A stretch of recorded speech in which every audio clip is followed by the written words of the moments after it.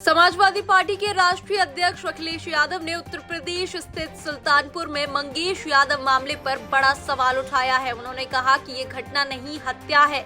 इसको लेकर झूठी कहानी बताई जा रही है। मंगेश यादव की जान ली गई है। एसटीएफ वाले उठाकर ले गए और जान ले ली। उन्होंने कहा कि अगर दिमाग होता तो चप्पल में एनकाउंटर नहीं होता। चप्पल में एनकाउंटर किया गया, ये झूठा एनकाउंटर था।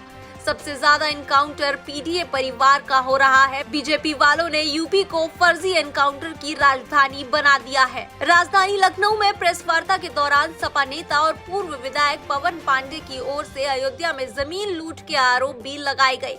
अखिलेश ने इस पर भी टिप्पणी की। अखिलेश ने कहा कि जमीन की लूट हुई और हेर फेर की गई। अयोध्या में बीजेपी के लोगों ने जमीन को बेचा है। बीजेपी वाले गरीब की जमीन खरीद रहे हैं। बीजेपी वाले यूपी को लूट रहे हैं। बीजेपी वाले भोले भाले लोगों को लूट रहे हैं। और अभी जो झूठी कहानी पढ़ी जा रही है इनकाउंटर को लेकर के, कोई ऐसा व्यक्ति नहीं है जो न जानता हो कि भारतीय जनता पार्टी की सरकार में झूठे इनकाउंटर हो रहे हैं। हत्या की जा रही है। जो मंगेश यादव की हत्या हुई है, गांव से लेकर के आसपास के लोग जानते हैं कि पुलिस रात में आई थी, उठा ले गई।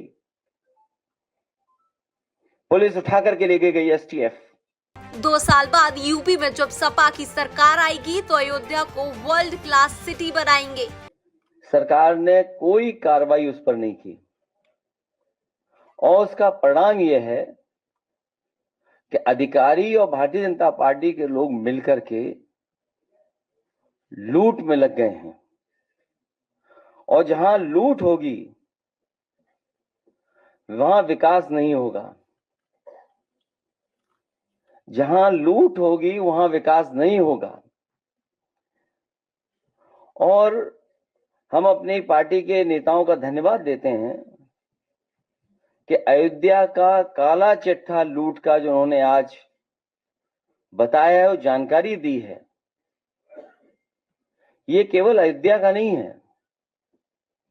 अगर अयोध्या जैसी पावन धरती पर ये भारतीय जनता पार्टी के लूट कर सकते हैं तो आप सोचिए उत्तर प्रदेश में और जिलों में कितनी लूट हो रही होगी।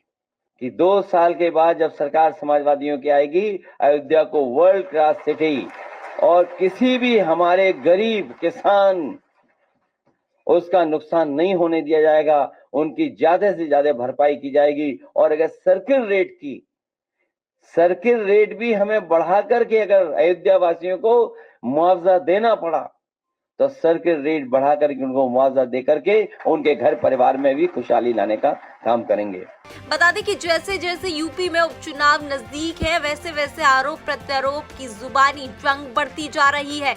इस जंग में राजनीतिक दल सभी हथकंडे अपनाने में लगी हुई है जिससे पक्ष की सरकार की छवि जनता के सामने बदल जाए। खैर, जनता इन आरोप प्रत्यारोप के सिलसिले को देखते हुए आने वाले उपचुनाव में किसका साथ देती है वो यूपी के उपचुनाव में ही साफ होगा। Bureau report, TV7 Bharat.